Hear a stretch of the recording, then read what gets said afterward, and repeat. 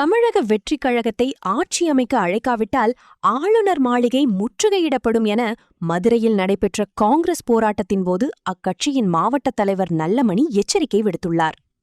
மதுரை ஜான்சிராணி பூங்கா அருகே மாநகர காங்கிரஸ் தலைவர் நல்லமணி தலைமையில் 100க்கும் மேற்பட்டோர் திரண்டு ஆளுநர் ராஜேந்திர விஸ்வநாத் அர்லேக்கர் மற்றும் பாஜகவிற்கு எதிராக கண்டன முழக்கங்களை எழுப்பினர்.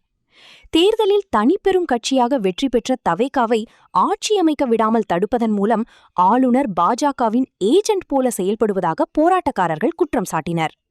இதன் காரணமாக அப்பகுதியில் பலத்த போலீஸ் பாதுகாப்பு போடப்பட்டிருந்தது.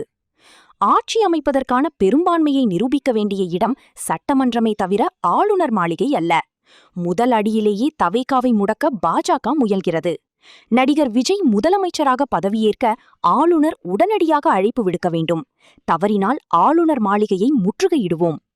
காங்கிரஸ் கட்சியினரின் இந்த அதிரடி போராட்டத்தால் மதுரையில் பெரும் பரபரப்பு ஏற்பட்டுள்ளது. வாழட்டும்